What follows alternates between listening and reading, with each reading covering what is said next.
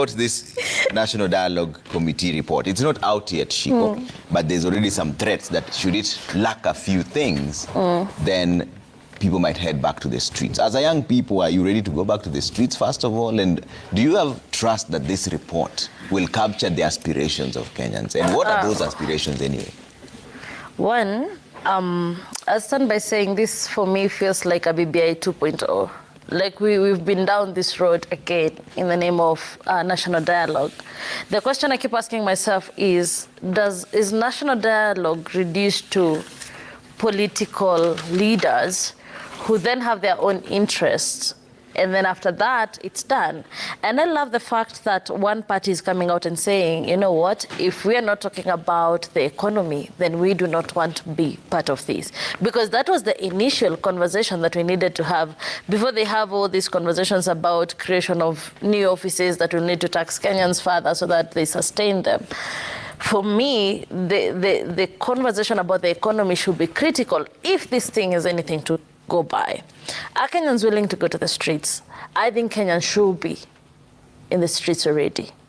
Are you going to go to the streets? I will go to the streets. Do you know why? Because when you elect people and they have all their priorities wrong, then just as Mwangaza, you might want to dissolve your government. Why? Because you cannot every day talk from two sides of the mouth. You cannot one day say we are not borrowing, then the next day we see IMF saying they've given you billions of money. You cannot every day have people sitting, I'm sure these people have allowances. They've been sitting since before June, right? Again and again trying to say we're trying to come up with a guide to a national dialogue or something. I think the dialogues, the same way they come for votes at the community level, that's where the dialogue should be happening. The same way this government is claiming that Mama Mboga and young people are benefiting from Hustler Fund, they should go to those Mama Mboga the same way they went to understand what is the situation and what should be here. And I also don't think we need it, because we have a constitution that we have failed intentionally to implement so that some people remain in power, so some people have their way out. Okay. So maybe the focus should be 12 years down with a constitution. What do you want to do different? What are we looking at implementing better before we even start coming up with, because the economy comes from where you get your basic rights, right? So if this government was kind enough to say, you know what, we're just looking at Article 55 of the Constitution and say, they're young people, this is what they need education. You see what they're doing to our education.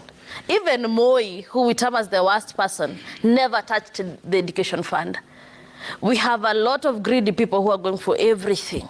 Okay. So for me, I honestly feel like if it's to go to the streets, it should not be because these two parties are not agreeing. It's because Kenyans are tired and they've reached their limit and they need to go out there and demand what is right for them. Okay. Mudiora, you've been on the streets for quite some time now. Yes. Do you first have faith that this report will capture the aspirations of the people and what they really want? And is it fair to call for demonstrations this early? In text, it may. The problem is when we come to implementation. They will write everything that we would wish to hear. But as we've seen, practice is something else. Now, going to the streets at this point is not an option for me. I actually would rather not. And I would urge all those who can to pursue other means. Allow me to give you a background. Yesterday, Parliament passed that the deployment to Haiti should go on.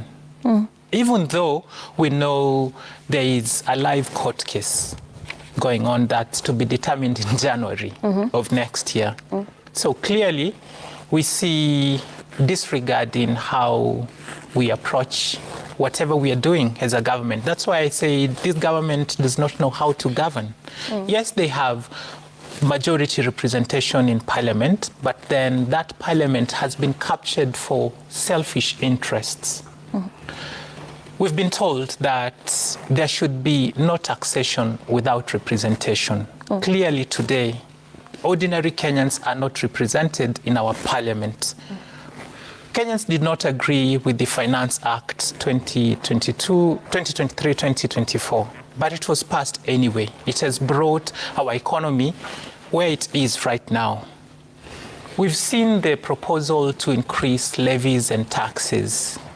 Gazette notices have been flying. The only thing that the cost doesn't change is actually the Kenya Gazette. It's at 10 shillings, but everything else has shot up. So if I was asked how we should approach this, I think as we approach the 2-year threshold, Kenyans should now consider recalling their MPs.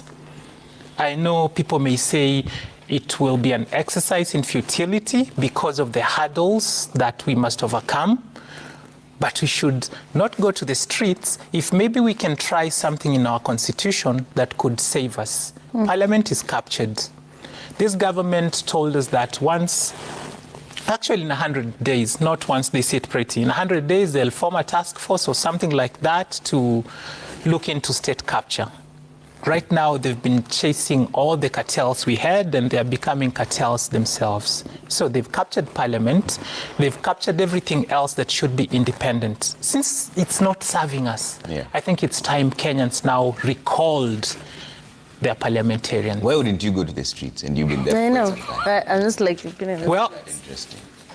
we've tried, and it has not yielded the results that we desired. For instance, the last time we were in the streets, we wanted the government to address the high cost of living. You recall over 30 people lost their lives.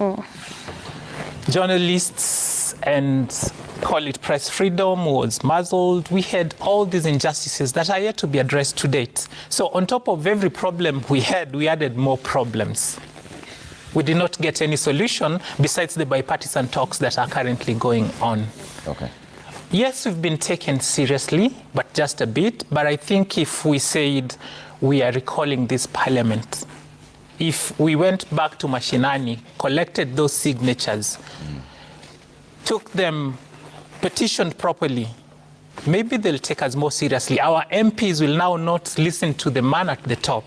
They will come back to the village and listen to us, because then we will tell them what we want implemented in Parliament so that the executive can do what the common man wants. All right.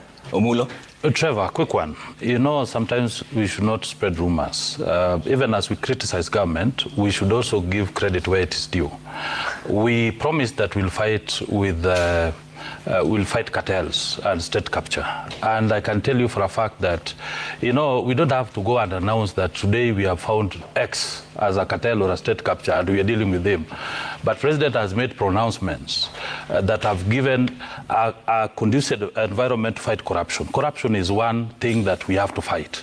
You've seen the progress in fight against corruption. Two, you've seen we have eliminated cartels in the tea sector, in the miraa sector, in the coffee sector. We have eliminated cartels in the farming sector or agricultural sector by subsidizing production. We have eliminated the middlemen, and we have eliminated the middlemen in the fuel sector. So the strategy is totally different. We don't have to go there and announce publicly that there is a cartel here and we are dealing with them. Secondly, in regards to Just yesterday, 67 were suspended by Felix Kosgei. So yes.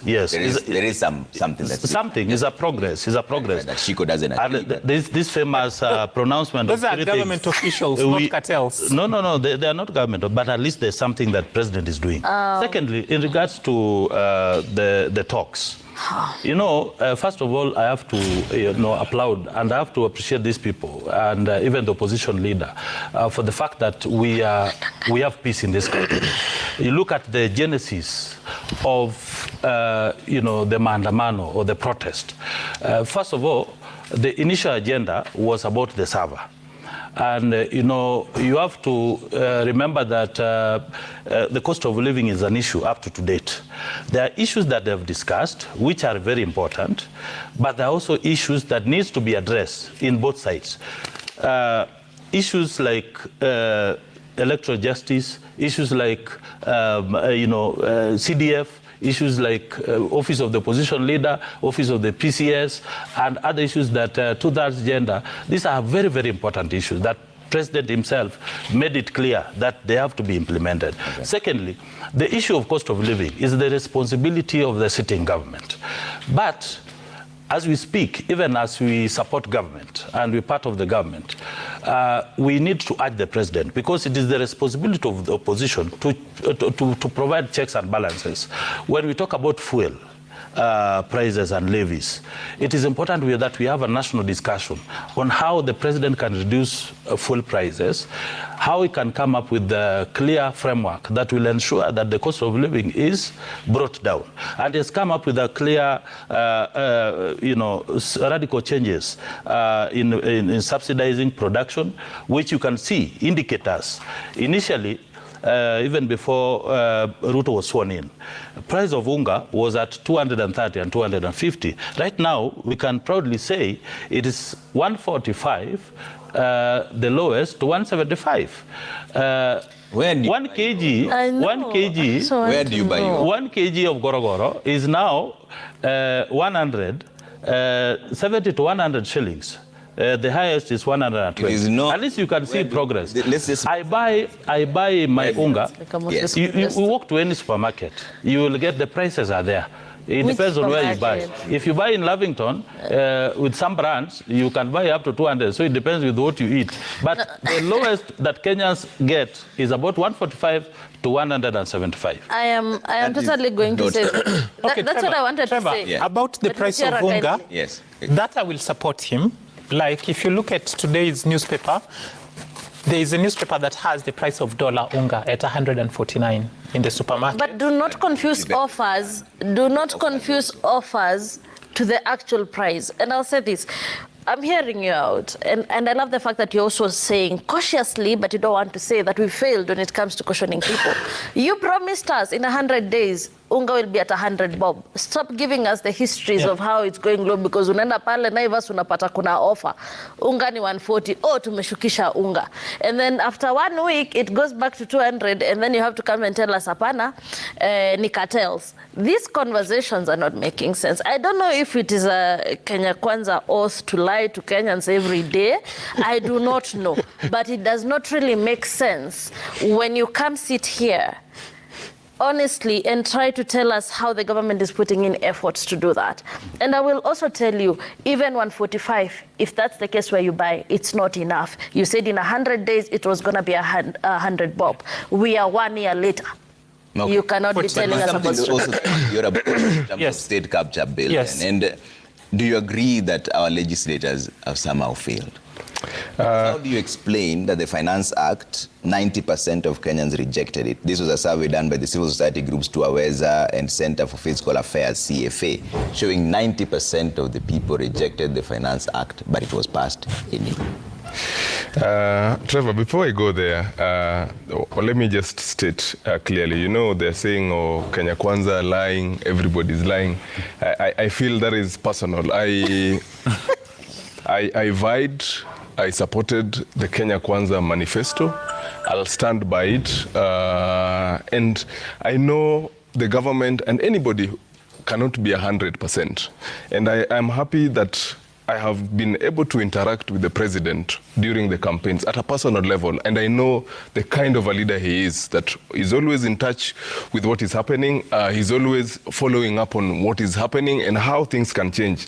And as you can see, there's a retreat. The government officials are retreating, and part of the retreat, I believe, is trying to look at what are the issues, because we saw that the parliamentary group meeting in State House, most of the MPs were saying, you know, what our constituents are telling us and what is happening, there could be a problem somewhere. So I believe even if it was Azimio that took power,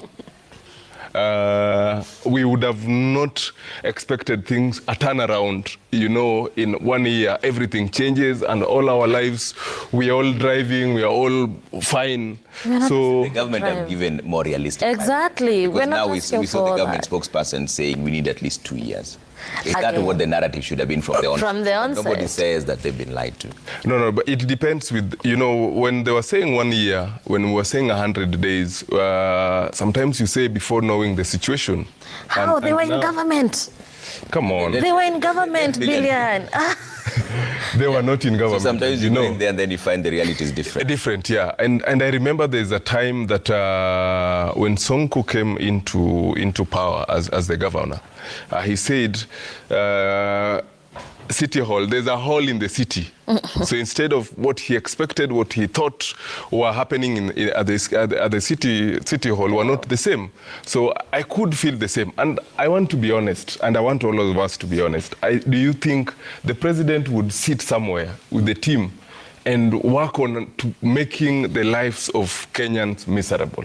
He would. No. Doing so. Yes, Mudiora. It's happening. Yeah. Let me help Billion. Yeah. On Valentine's Day this year, the president was recorded assuring Kenyans that he will not allow for taxes or levies to be increased. That was February this year. What happened in June when the Finance Act was passed? He made Kenyans' lives even more difficult. And by him, I mean he's the head of government. He's the head of the Kenya Kwanza regime. He could have done it differently. So about lies, surely you can. How different could this be done? Because you see, Mudiora, the reason why I want you to answer that is because you've been a former presidential running. Yes. What will be your advice now at this particular point? Oh, so you get into office, you find that you have debt that you need to repay, you don't have enough in your coffers. Yes, you had made promises.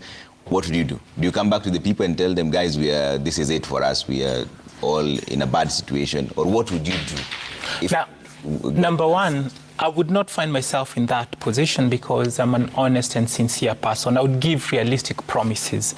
The promises that were given to Kenyans were not realistic.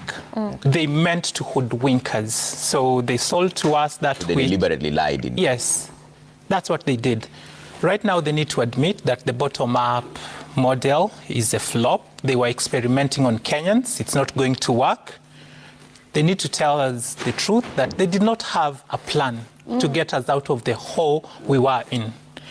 They've been groping in the dark. Instead of stopping the digging, they've been digging us deeper and deeper. I mentioned about the deployment of the 1,000 police officers in Haiti. That has already cost us 36 billion, Trevor. So when yesterday Kenya inks a deal with the IMF... Though we are not funding it ourselves. Yeah. Well, the promise is money will come. But we have already spent our own 36 billion. You check the books, you'll see it's there. So when you hear an MP correctly stating that there is rent seeking in progress here, we need to not imagine that he could be right. I mentioned about state capture. Just allow me to finish about this, Trevor, and you seem to want to defend this situation. When we have those other very ugly cartels, okay? Fuel never cost as much as it does today. Our biggest export market, that's Uganda, was happy with how things were. When this government took over, in the process of the new cartels kicking out the old cartels, we've lost our leading export market, Uganda. They are now opting to trade with Tanzania. So, Trevor, state capture is real. We were promised it would be addressed. That was another lie. We have new sheriffs in town, and they are hungrier than the others we had before. Okay. Mulo? Trevor, first and foremost, I said that we needed to be very frank, honest, and realistic. You're not. It is very easy to criticize government because you're not part of it. And he has not answered the question, the alternative view. Maybe he would have advised the president. But look at how things have, how president has fared on. One, he promised within 100 days. There are things he promised and he achieved. One, he promised that within 100 days, he will launch Hustler Fund. He did that. You can now see the success stories. Within 100 days, he said he will return the port of Mombasa. He did it. That is a success story. 3, he promised to employ the judges. He did that. That is a success story. He promised Kenyans that immediately he will give finance autonomy to the police service. He did that. At least now they have finance autonomy. He promised that judiciary will be given more funds. That is a success story.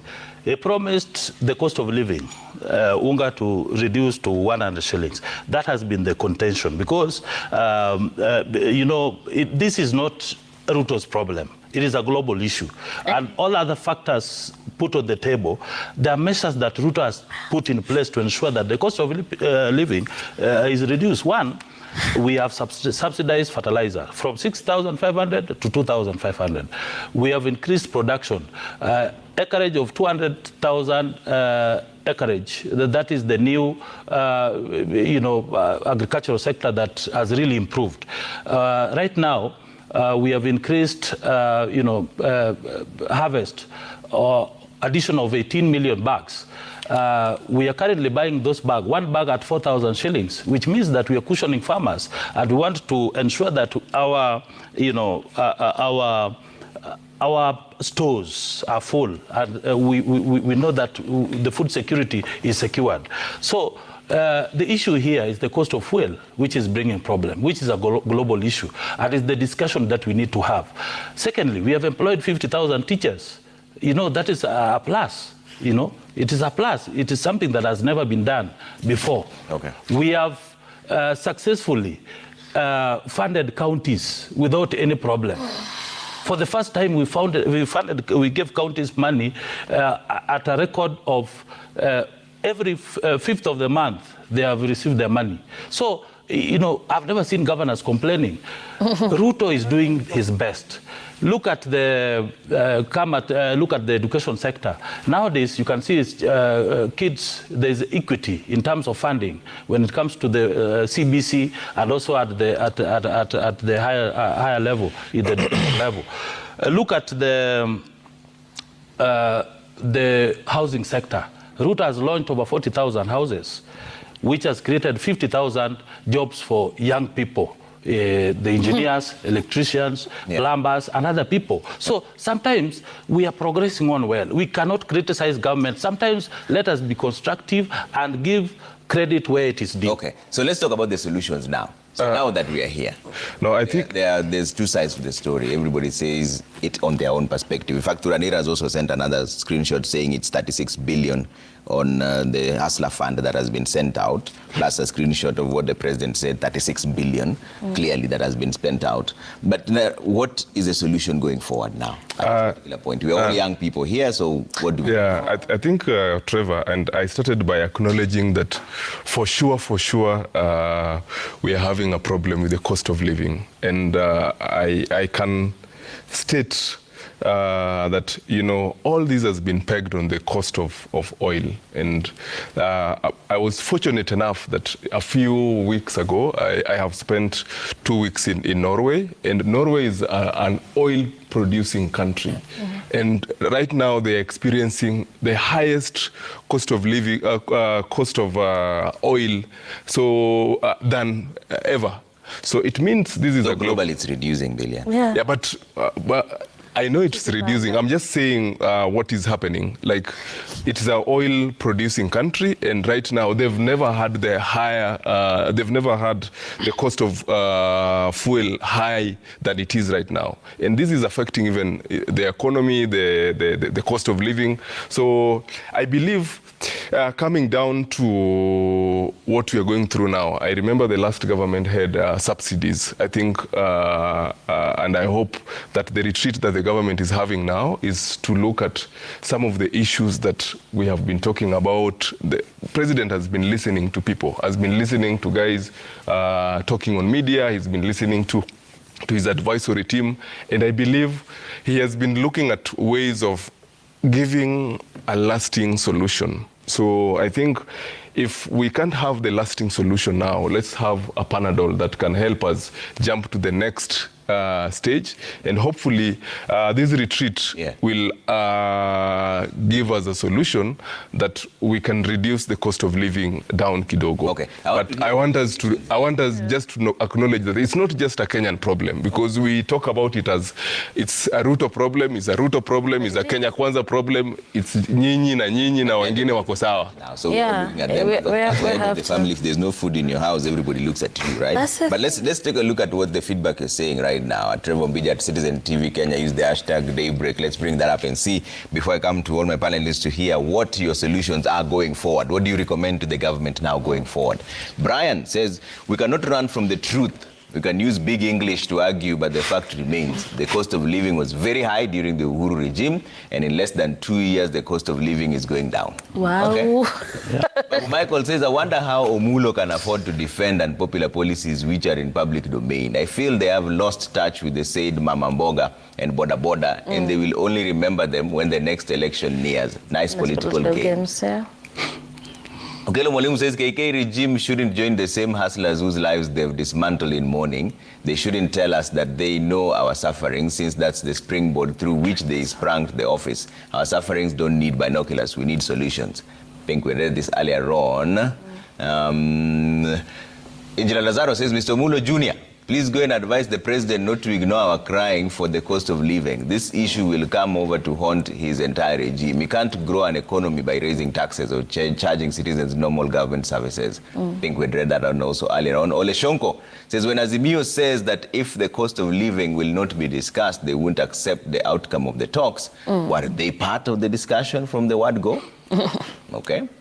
Nathan says, I have tried to raise my credit score by borrowing every month for the past 12 months to get a good amount for the so-called business, but it has only increased from 700 to 1,500. Success story.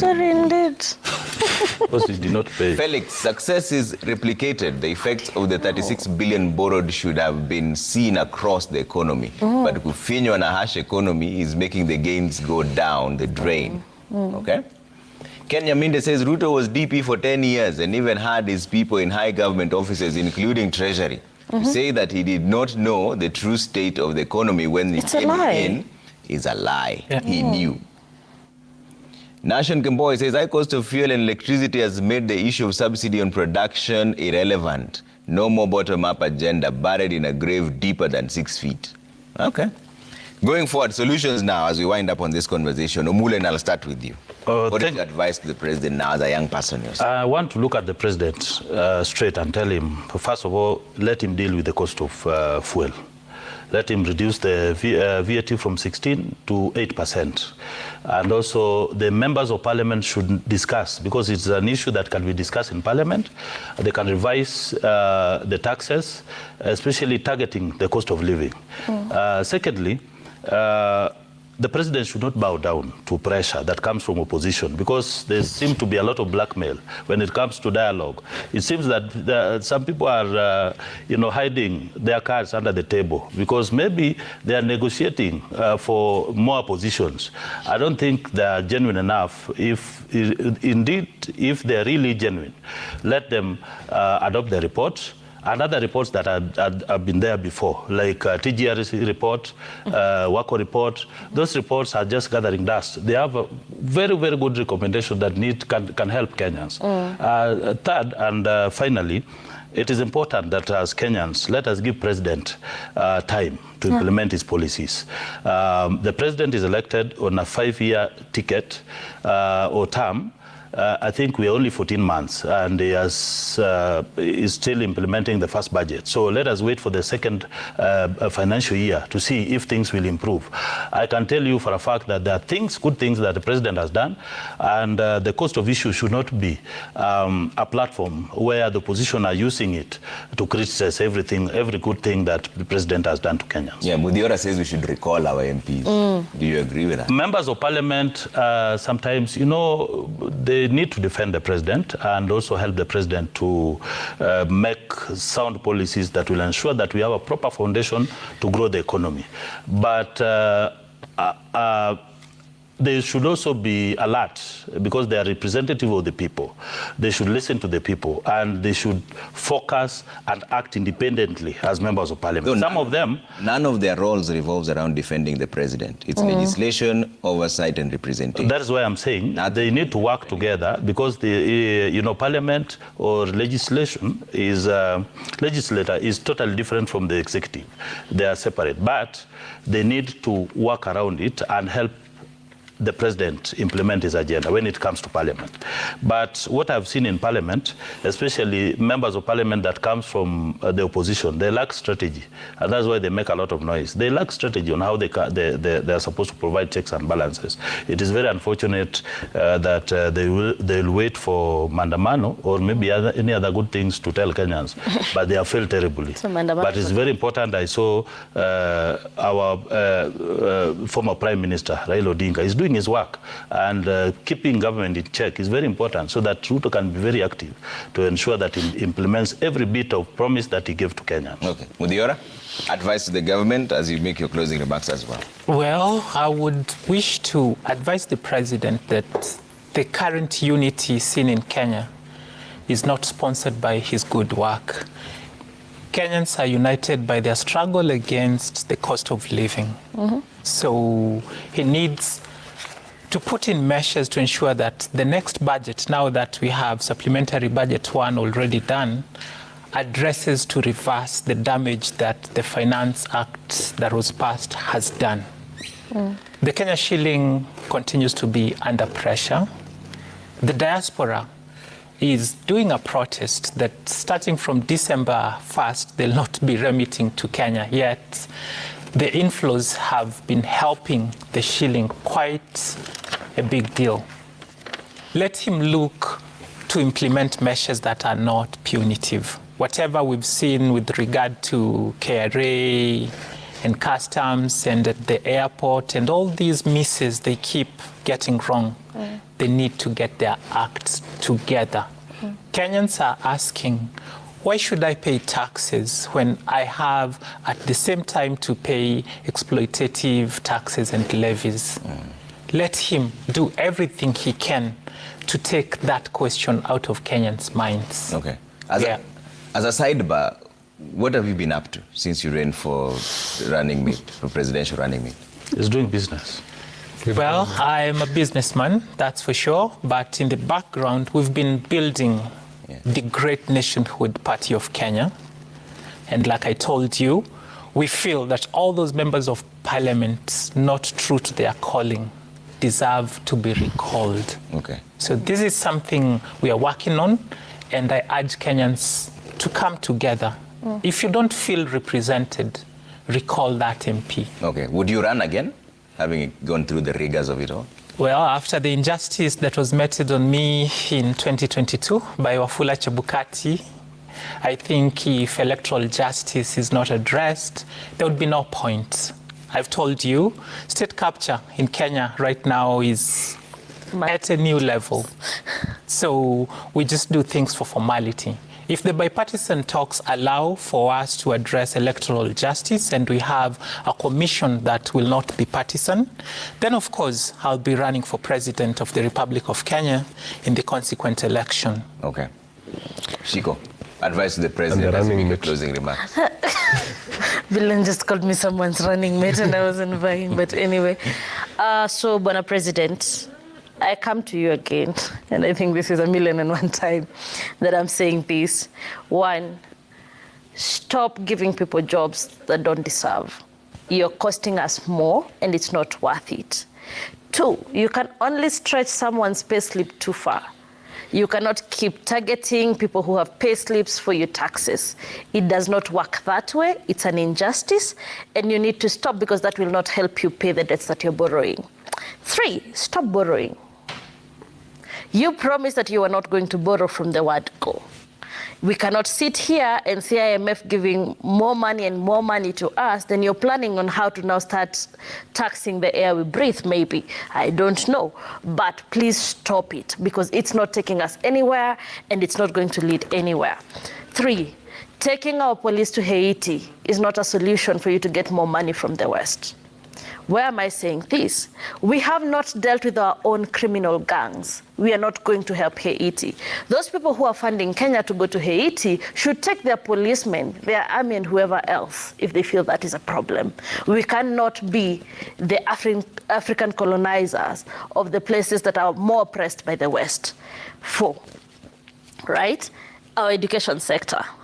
Stop terrorizing our kids. You are messing with the education system by taking away the hope for that mama mboga you spoke about, that boda person you spoke about, to take their kids to school and sustain them through the higher learning. We need to stop, and you need to wake up to the realization that your hustler narrative has been exposed. It's enough with the lies. Let us move to a better place. Come out and say, I can't. Kenyans will then figure out who can for them. And at the same time, with the same breath, I would say, stop planning to change the constitution, because that is not a solution. The solution lies with you actually implementing the constitution that lies there, and the policies and reports, like Omula said, that needs to be looked into. And finally, as a Kenyan citizen and a disappointed young Kenyan, you cannot keep giving us hustler narratives and acting tough when Kenyans are dying. Within 2 years, we do not know how many will survive. Within 2 years, we do not know how many more will have committed suicide. It is high time you wake up to the reality that since you live in State House and might not know what it costs to buy bread or buy tea or anything, you've been in government before for 10 years, and this time you have no excuse. Yours is different because you've tested it and you've known the worst of it. And you need to know that if you do not have a plan, we are headed nowhere. And Bwana Ruto, tafadhali. Our roads are messed up. Our hospitals are messed up. And more young people are dying in those hospitals. And I speak saying you might have the access to abroad treatments, a medical cover paid for by taxpayers who are getting 500 from your hustler fund kitty. It is not enough with whatever you're doing. Okay. Lillian. For me, I am an optimistic young person who believes and hopes for the best. And I think that is what we should, as young people, sell to our fellow young people, that, you know, things might be hard today. And if you look at even the stories of people who've been successful, not everything have been rosy. So as an optimistic young person, I want to urge the president, because I was able to interact with him at not a personal level, but a close level. And I know the kind of person he is. One, he's in touch with what is happening. And two, he listens to every person. So as they have the retreat of the senior government officials, on behalf of the people of Mathare, I want to request humbly, Mr. President, to just look at the issues that the Kenyans have raised, the young people have raised, and one, it's only one, the cost of living. Just one, the cost of living. So if you address the cost of living, I think we'd be able to adjust. But I also want to come back to my fellow young people. I used to be a city boy. I would do everything in the city.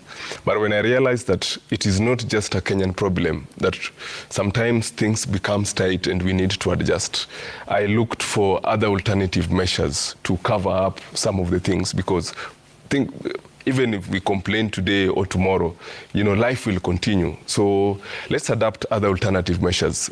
You know, I started farming when they were talking about the bay of unga. The last time that I bought unga, I can't even remember, because I get my unga from my farm. So let's also look at alternative measures. 3, we strongly criticize the national government, and some of the county governments are not functioning, and we've diverted our focus from the county governments who are very close to us and just focusing on the national issues. So I would also ask the same breath, the same energy that we are using to criticize and to correct the national government. Let's also direct the same to the county government, because they also receive budget allocations, and because all of us are focusing on the national issues, they can easily get away with so many things. So as an optimistic young Kenyan, I want to urge our fellow youth that let's believe that the brighter days are ahead. Okay. And let's give the president time to... All right. Trevor, let me just say this. Community organization. Trevor, I will say Political affairs AMC. No. And Mudiora Kariala, You have a farm. running mate and party leader TGN. Thank you all for making time. Coming up next is DJ Roy T-Boy on the decks. All right. Have a great weekend ahead.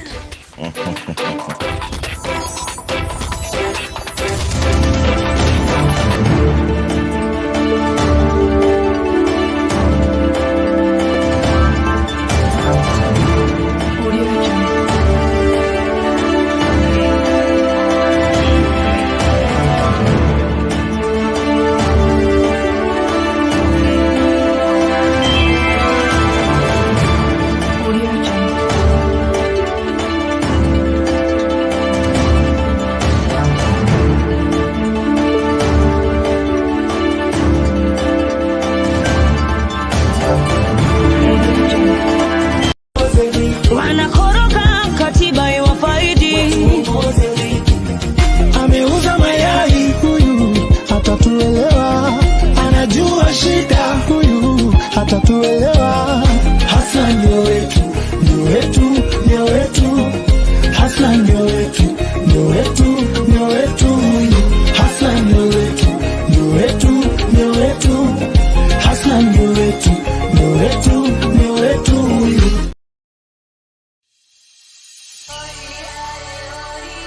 Afadhali mzee ambaye ni mtulivu, ambaye hana haja ya kujaza mifuko yake, ambaye atachunga masilahi ya watu yake, badala ya mdomo tamtamu tamtamu tamtamu tamtamu. Lakini akiingia ni wale wa kufanya moja yako, nusu ya mwananchi, mbili yako na tano yangu. Na mnawajua nyinyi mna.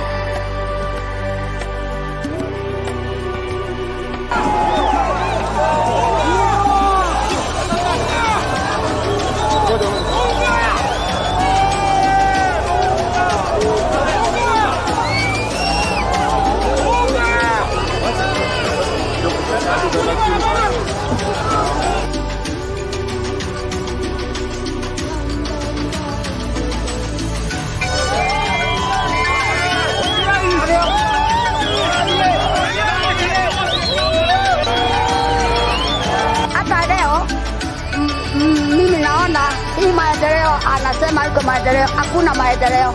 Maendeleo ya nini? Ya matope. Maendeleo ya matope kama maya.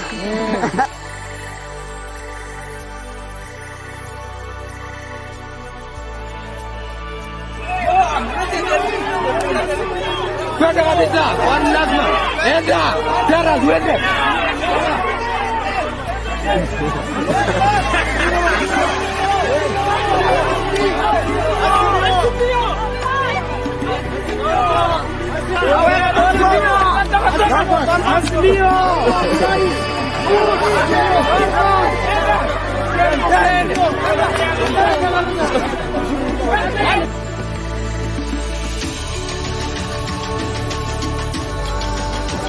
Wakenda mkoja.